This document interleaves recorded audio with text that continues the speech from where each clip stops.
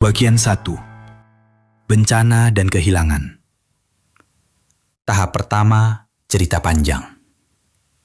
Di kaki hutan lebat Bukit Barisan, di sebuah desa kecil bernama Tanjung Tapak, hiduplah sepasang suami istri yang telah lama mendambakan kehadiran seorang anak. Mereka bernama Rajo dan Minah. Rajo seorang pembuat anyaman rotan dan Minah seorang wanita penyabar yang selalu membawa doa di setiap langkah hidupnya. Setelah bertahun-tahun penantian, Minah akhirnya mengandung. Tangisan bahagia pecah ketika bayi laki-laki mereka lahir di malam Jumat Kliwon, tepat saat bulan purnama menggantung besar di langit. Bayi itu diberi nama Bintang. Namun nasib baik seakan hanya mampir sebentar. 3 bulan setelah kelahiran Bintang, langit desa Tanjung Tapak berubah kelam. Hujan turun berhari-hari tanpa henti.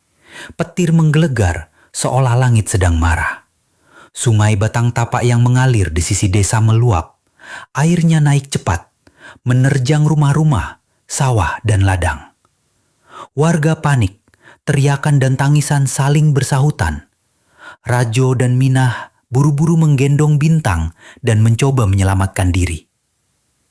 Namun dalam kepanikan itu, arus deras menyeret tubuh Minah hingga terjatuh dan bayi Bintang terlepas dari gendongannya. Rajo mencoba menyelamatkan, namun arus terlalu kuat. Mereka hanya bisa melihat keranjang anyaman tempat Bintang berada, terbawa hanyut ke arah hutan belantara, menghilang tanpa jejak. Minah meraung di pinggir sungai.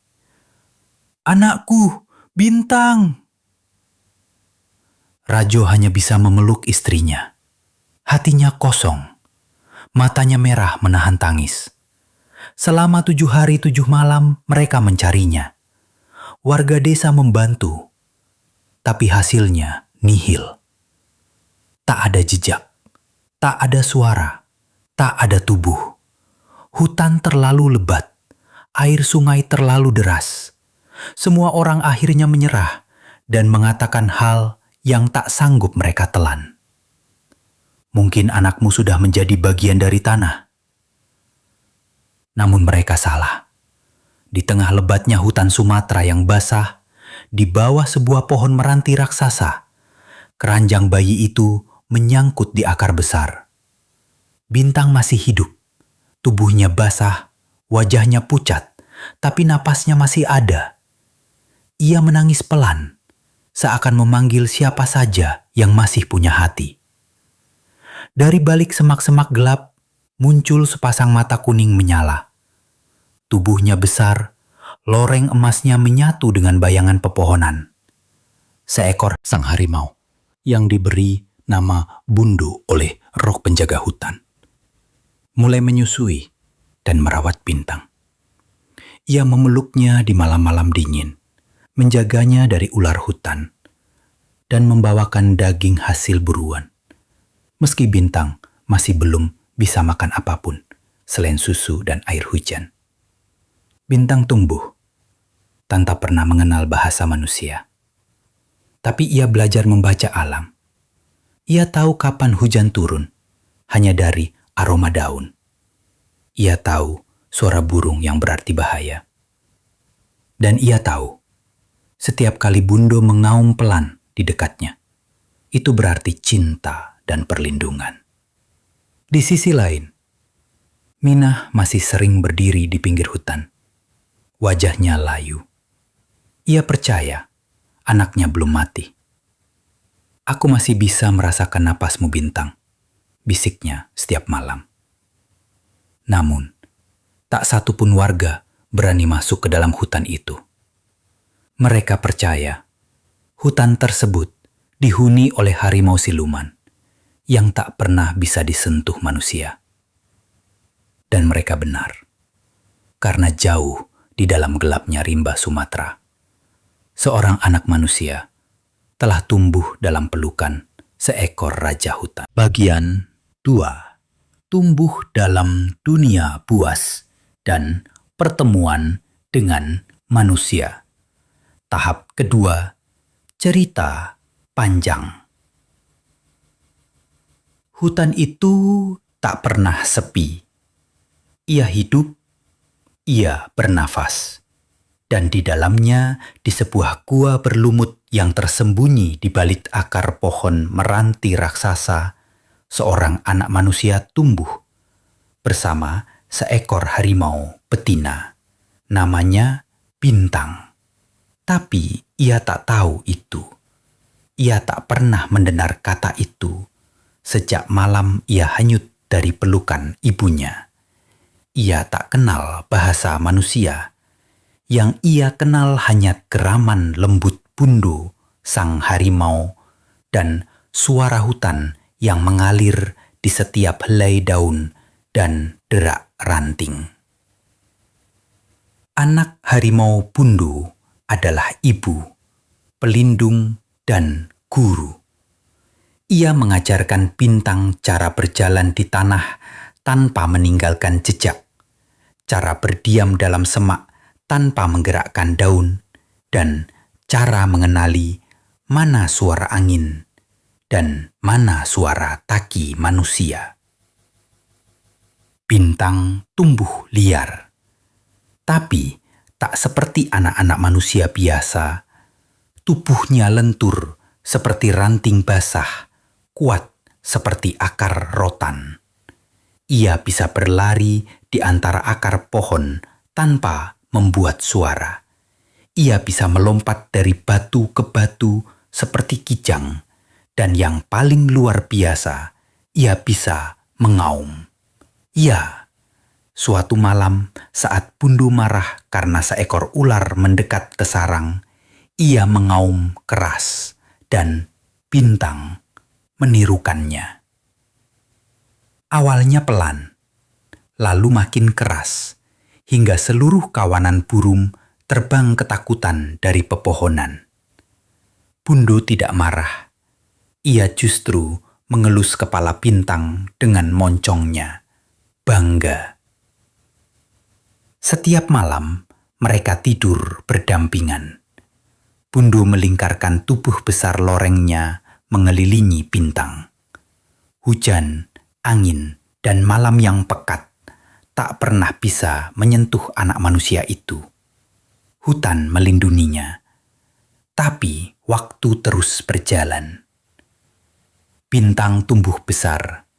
Usianya sudah sekitar 10 tahun. Rambutnya panjang, wajahnya tak pernah tersentuh pisau cukur, kulitnya gelap terbakar matahari.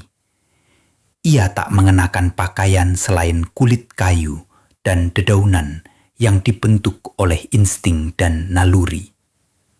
Namun jauh di lubuk hatinya, ia mulai gelisah. Ada sesuatu yang mengganggunya, sesuatu. Akhirnya, sekelompok pemburu dari desa tetangga memutuskan untuk masuk ke dalam hutan. Mereka membawa senapan, tombak, dan anjing pelacak. Tujuannya jelas, menangkap harimau misterius yang telah membuat para penebang takut. Pertemuan pertama. Hari itu, hutan terasa sunyi. Terlalu sunyi. Bintang yang tengah memanjat pohon untuk memetik buah hutan, tiba-tiba merasakan desiran aneh di tanah. Ia menempelkan telinganya ke batang pohon. Detaran kaki manusia. Banyak. Cepat. Dan ada logam. Ia melompat turun. Bundo yang tengah berbaring di bawah pohon langsung berdiri. Matanya tajam. Kumisnya naik. Ia mendesis pelan. Terlambat. Dor! Satu tembakan meletus dari balik semak. Peluru menghantam kaki Bundo. Ia mengaum kesakitan dan berlari ke arah pemburu. Mereka panik, menembak sembarangan. Bintang berdiri di antara mereka. Tubuh telanjangnya ditutupi daun. Rambutnya acak-acakan. Matanya merah, penuh marah. Roar! Ia mengaum. Bukan suara manusia, tapi suara harimau. Para pemburu gemetar. salah satu dari mereka mengira sedang berhadapan dengan siluman harimau. "Lari!" Mereka kabur. Tapi salah satu dari mereka, seorang pemuda bernama Tegar, sempat menoleh. Dan di antara semak yang diterangi cahaya matahari sore, ia melihat jelas wajah anak laki-laki itu. Wajah manusia. "Dia anak manusia." Bintang memeluk tubuh Bundo yang berdarah. Ia menangis. Ia tak pernah tahu apa yang disebut manusia itu berbahaya. Tapi hari itu, ia belajar. Kabar yang menggemparkan. Ketika para pemburu kembali ke desa dan menceritakan bahwa mereka melihat anak manusia yang hidup bersama harimau, seluruh desa geger. Beberapa bilang, itu makhluk halus. Yang lain percaya, itu anak hilang dari bertahun-tahun lalu. Minah mendengar kabar itu dan langsung pingsan. Saat sadar, ia hanya berkata, "Itu anakku. Itu pasti Bintang." Bagian 3. Kepergian sang ibu dan legenda anak harimau. Tahap ketiga, cerita panjang.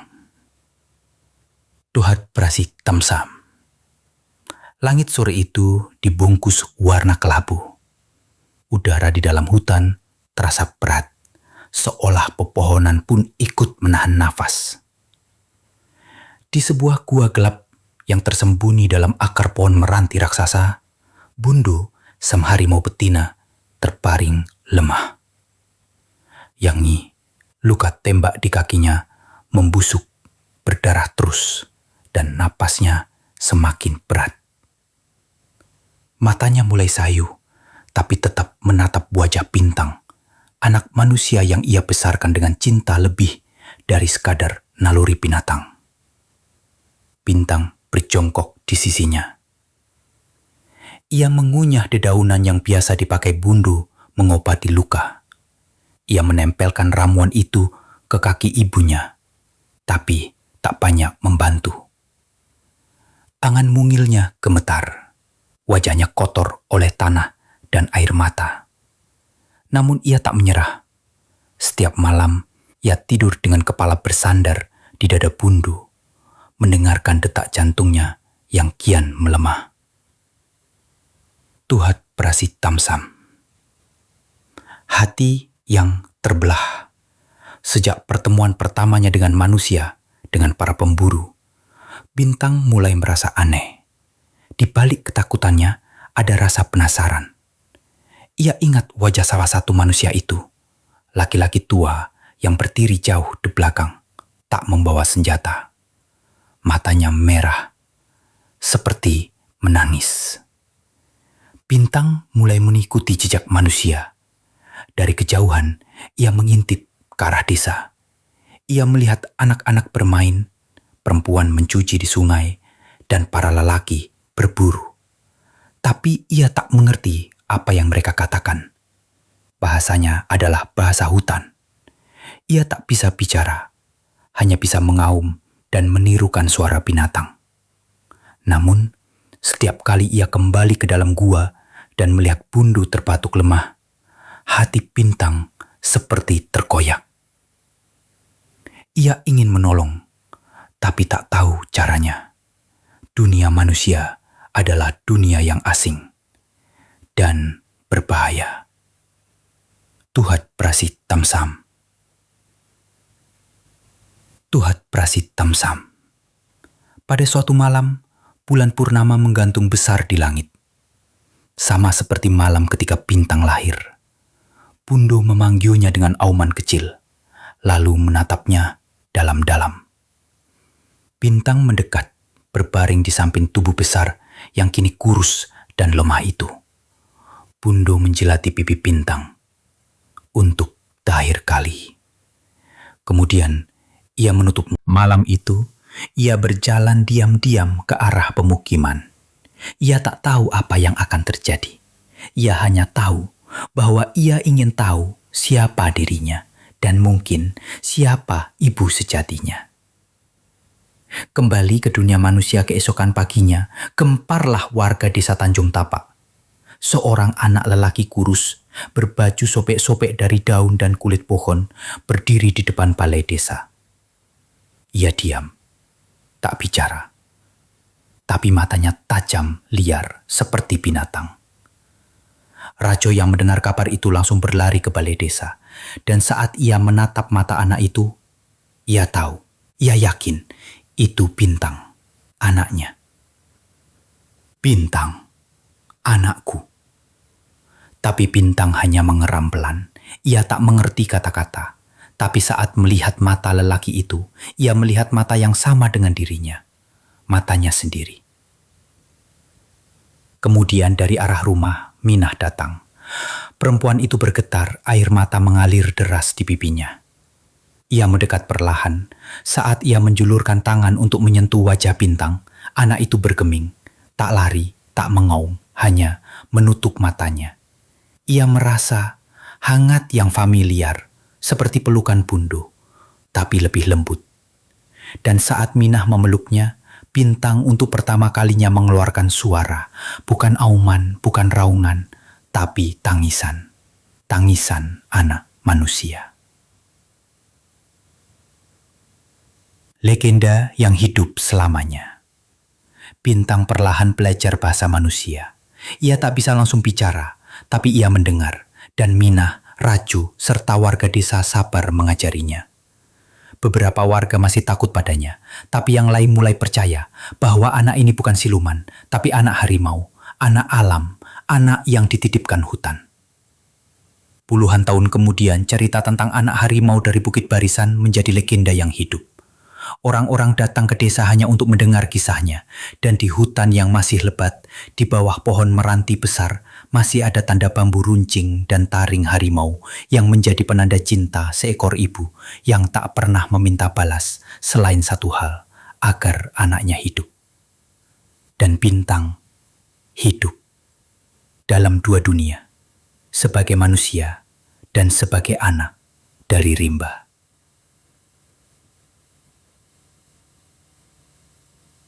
Tamat.